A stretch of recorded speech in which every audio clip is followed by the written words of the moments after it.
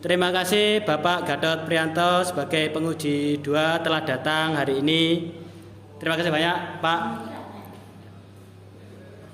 Ya, Assalamualaikum warahmatullahi wabarakatuh. Waalaikumsalam warahmatullahi wabarakatuh. Selamat pagi anak-anak. Pagi Pak. Bagaimana keadaan kalian?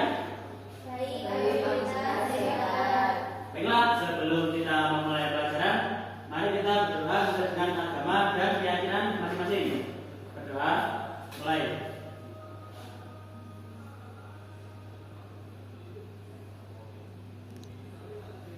Selesai. Ya, baiklah. Apakah hari ini ada yang tidak masuk? Ada Pak. Ada ya. Ya, siapa yang tidak masuk? Kita. Ceritanya semoga kita dapat diberi kesempatan ya. Amin. Dan bisa mengikuti pelajaran untuk minggu depan. Ya. Baiklah, anak-anak, hari ini kita akan memasuki bab 6 ya. Untuk kelas 9, bab 6 adalah bela negara dalam konteks NKRI. Kalian tahu apa yang dimaksud dengan NKRI? Negara Kesatuan Republik Indonesia. Terus bela negara apa? Menurut kalian, dapatnya apa? Bela negara? Tadi ada membela negara. Nah, contohnya membela negara itu seperti apa? Contohnya, yang kalian tahu selama ini membela negara. Apa? Membeli produk lokal itu bisa. Itu kita berarti membela negara kita agar bisa menumbuhkan ekonomi di lingkungan sekitar juga bisa, di lokal juga ya. Ya, kita langsung masuk ke materi ya.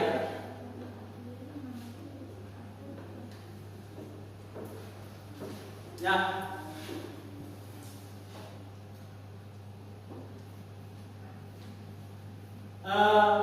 Menurut Undang-Undang Nomor 3 Tahun 2002 tentang Pertahanan Negara, yang dimaksud dengan bela negara adalah sikap dan perilaku warga negara yang dijiwai oleh kecintaannya kepada negara kesatuan Republik Indonesia yang berdasarkan Pancasila dan UUD Negara Republik Indonesia tahun 1945 dalam menjamin kelangsungan hidup bangsa dan negara.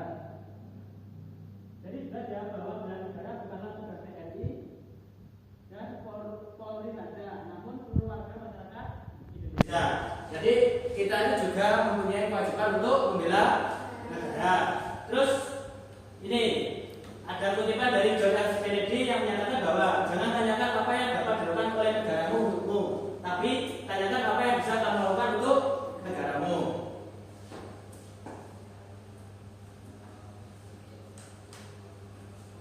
Ya, peraturan perundang-undangan yang mengatur bela negara.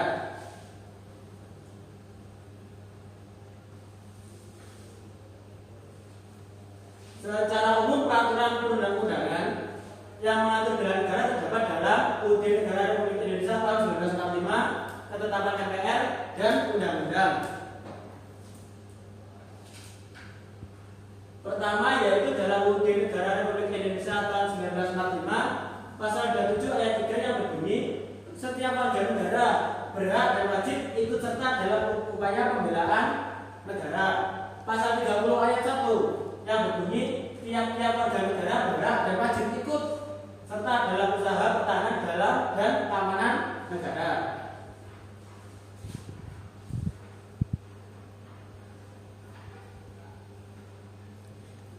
Terus selanjutnya pasal 30 ayat 2 yang berbunyi, usaha pertahanan dan keamanan negara dilaksanakan melalui sistem pertahanan dan keamanan rakyat semesta oleh Tentara Nasional Indonesia dan Kepolisian Negara Republik Indonesia sebagai kekuatan utama dan rakyat sebagai kekuatan pendukung. Pasal 30 ayat 3 yang berbunyi, Tentara Nasional Indonesia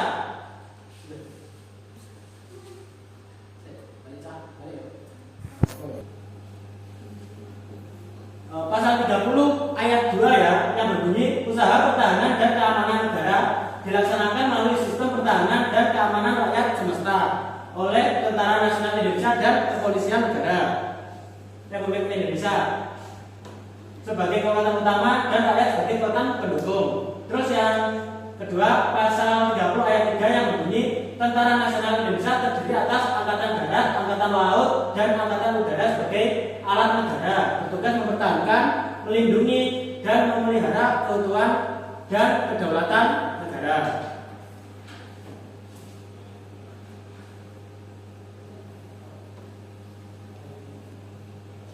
Selanjutnya, pasal 30 ayat 4 yang berbunyi Kepolisian Negara Republik Indonesia sebagai alat negara yang menjaga keamanan dan ketertiban masyarakat, bertugas melindungi, mengayomi, melayani masyarakat serta menegakkan hukum. Terus pasal 13 ayat 5 yang berbunyi susunan dan kedudukan Tentara Nasional Indonesia, Kepolisian Negara Republik Indonesia, hubungan kewenangan Tentara Nasional Indonesia dan Kepolisian Negara Republik Indonesia di dalam menjalankan tugasnya, syarat-syarat keikutsertaan warga negara dalam usaha pertahanan dan keamanan negara serta hal-hal terkait dengan pertahanan dan keamanan diatur dengan undang-undang.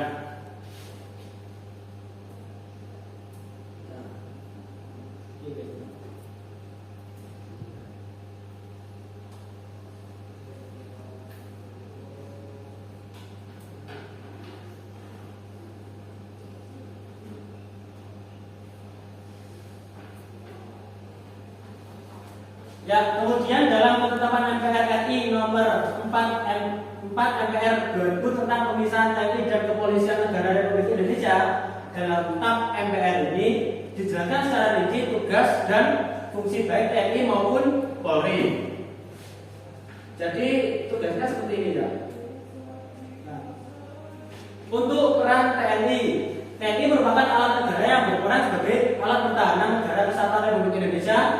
TNI sebagai alat pertahanan negara bertugas pokok menegakkan kedaulatan negara, keutuhan wilayah negara kesatuan Republik Indonesia yang berdasar Pancasila dan Undang-Undang Dasar Negara Republik Indonesia tahun 1945, serta melindungi segenap bangsa dan seluruh tumpah darah Indonesia dari ancaman dan gangguan terhadap keutuhan bangsa dan negara. Terus TNI melaksanakan tugas negara dalam penyelenggaraan wajib militer bagi warga negara yang diatur dengan undang-undang.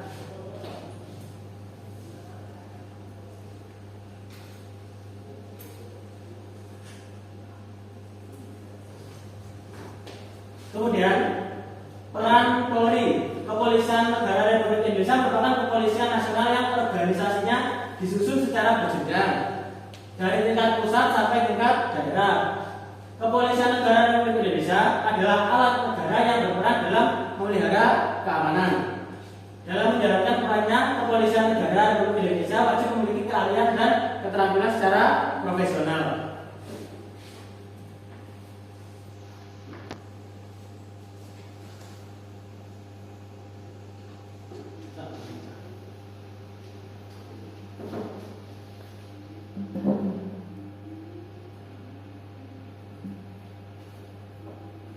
Ya, selanjutnya perjuangan mempertahankan negara kesatuan Republik Indonesia.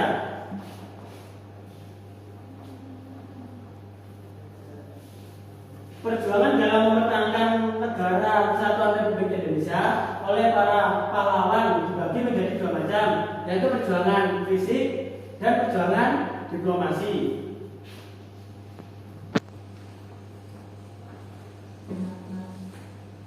Nah, ini adalah contoh perjuangan fisik ya, yang akan dibahas nanti: insiden bendera di Surabaya, pertempuran 5 hari di Semarang, pertempuran Surabaya tanggal 10 November, pertempuran Ambarawa, pertempuran Medan Area, Bandung Lautan Api, pertempuran Margarana, perlawanan terhadap agresi militer Belanda, dan yang terakhir perang dunia. Itu semua adalah perjuangan fisik dalam menjaga kemerdekaan Indonesia ya. Itu ada yang tanyakan sebelum lanjut? Belum ya. Yang pertama, insiden bendera di Surabaya. Kalian pernah dengar insiden ini? Mungkin dulu waktu ikut pelajaran sejarah ini selalu dibahas. Demi mempertahankan kemerdekaan ya, kalau insiden di Surabaya. Nah, jadi Bapak terangkan ya, pada tanggal 19 September 1945 di Surabaya terjadi peristiwa insiden Surabaya. Hal ini dimulai karena ada pihak Belanda yang Surabaya. Hal ini memicu kemarahan warga Surabaya. Lalu ada dua pemuda naik ke atas sepeda tersebut hingga merobek bendera Belanda yang berwarna biru sehingga bendera merah putih kembali berkibar.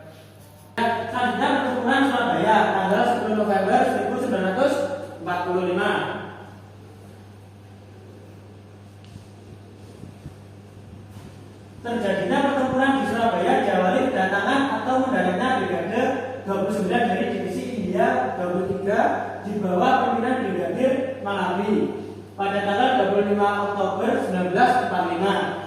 Pada tanggal 27 Oktober 1945, pemuda Surabaya berhasil memproklamasikan kekuatan sekutu, bahkan hampir menghancurkannya. Oleh karena itu diadakan perundingan. Namun pada saat perundingan terjadi insiden jembatan merah, Brigadir Malabi tewas.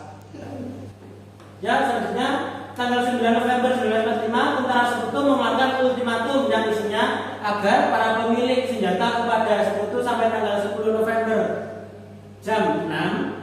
Ultimatum itu tidak dihiraukan oleh rakyat Surabaya. Pada tanggal 10 November 1945, pemuda Surabaya melakukan perlawanan dengan menyusun organisasi yang teratur di bawah komando Sukarno.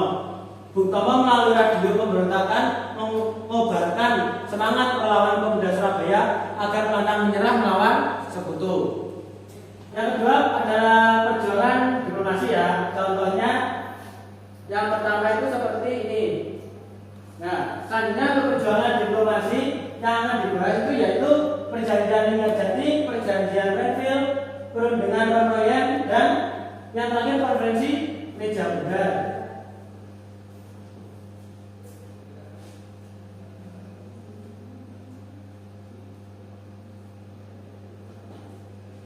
Ya, perundingan Linggarjati adalah satu perundingan antara Indonesia dan Belanda di Linggarjati, Jawa Barat. Perundingan Linggarjati terjadi pada tanggal 10 sampai 15 November 1946. Indonesia diwakili oleh Sultan Syahrir dan Belanda diwakili oleh Wim Selmerhorn.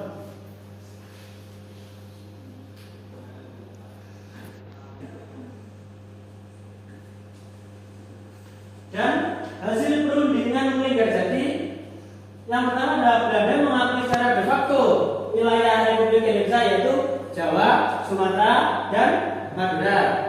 Yang kedua, Belanda harus meninggalkan wilayah RI paling lambat tanggal 1 Januari 1949. Dan yang ketiga, pihak Belanda dan Indonesia sepakat membentuk negara Republik Indonesia Serikat atau bisa disingkat RIS.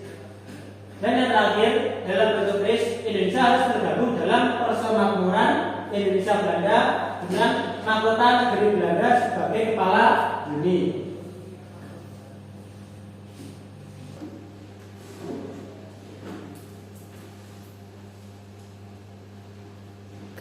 Ya, selanjutnya adalah konferensi Meja Bundar ya. Ini yang terakhir ya.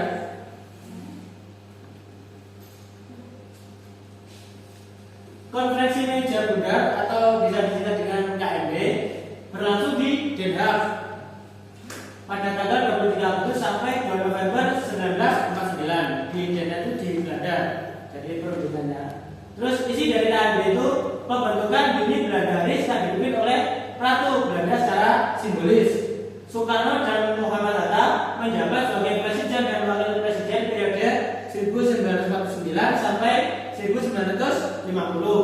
Irian Barat masih menjadi kekuasaan Belanda. Pemerintah Indonesia harus menanggung hutang luar negeri Hindia Belanda sebesar 43 miliar gulden.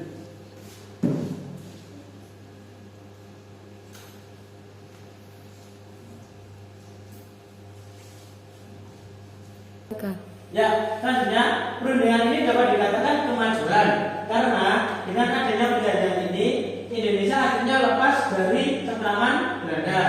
Namun di sisi lain ini adalah produk rekayasa Van Mook yang suatu saat menjadikan strategi untuk merebut kembali Indonesia melalui politik divide et impera. Politik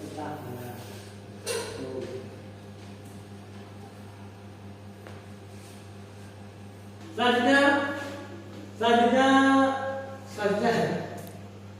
nah ya 1, 2, 3 ya selanjutnya ancaman terhadap Negara Kesatuan Republik Indonesia.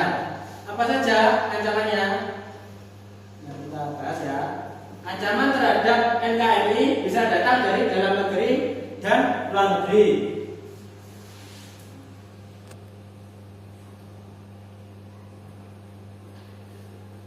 Potensi ancaman yang dihadapi NKRI dari dalam negeri antara lain disintegrasi bangsa melalui gerakan-gerakan separatis berdasarkan sentimen kesukuan atau pemberontakan akibat ketidakpuasan daerah terhadap kebijakan pemerintah pusat.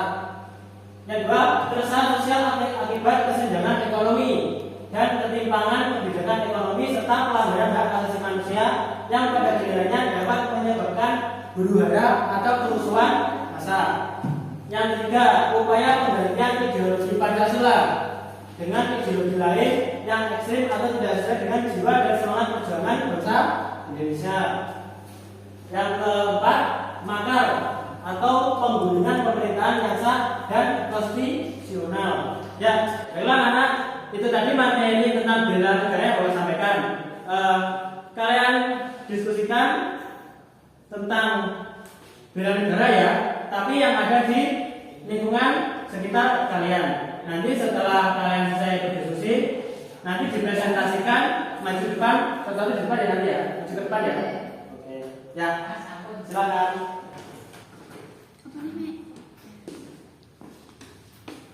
Kurang berapa ini? Kurang 2.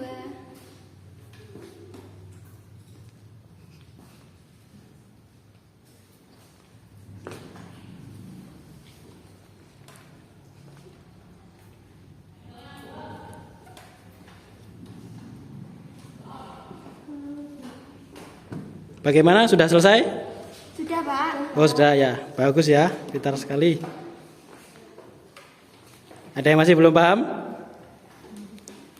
Enggak ada, Pak. Sudah. Oh ya, sip. Ini kayaknya udah selesai nih.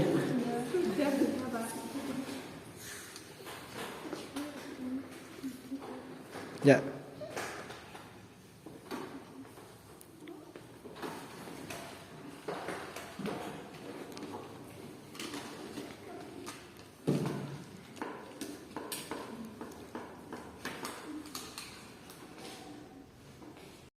Ya, bagaimana? Sudah selesai diskusinya? Sudah? Ya, kalau sudah nanti perwakilan kelompok presentasi ya, satu-satu maju ke depan. Silakan kelompok 1 maju ke perwakilannya. Ya. Bela negara di sekitar lingkungan, menjaga lingkungan sekitar rumah, mengadakan gotong royong untuk membersihkan saluran air, jalan, dan tempat-tempat umum lainnya. Aktif dalam kegiatan sosial, contohnya posyandu, kerja bakti, dan kegiatan karang taruna. Menyumbangkan waktu untuk membantu sesama saat terjadi bencana alam, mematuhi norma sosial yang berlaku di lingkungan sosial, dan terakhir menghormati adat istiadat dan norma yang berlaku di masyarakat. Ya, sudah? Ya, beri tepuk tangan untuk kelompok 1. Jawabannya yang sangat bagus sekali ya tadi ya. Tuh. Terus ya, silakan kelompok kedua maju untuk mempresentasikan perwakilannya. Silakan.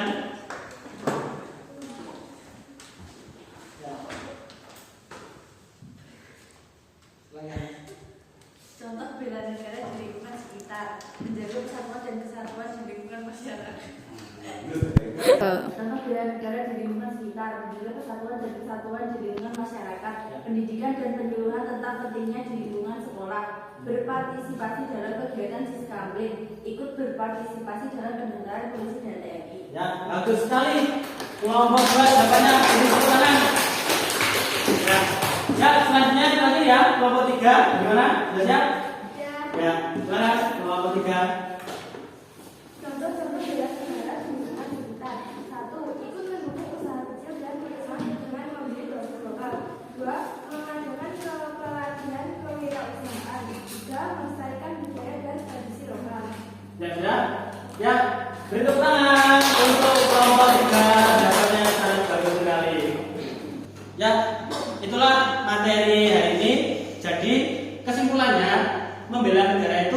di berbagai bidang. Jadi kalian sebagai siswa itu harus ikut berkontribusi dan mempunyai kewajiban dalam membela negara. Ya, betul. Sebelum kita akhiri, mari kita berdoa sesuai dengan agama dan keyakinan masing-masing. Berdoa, mulai.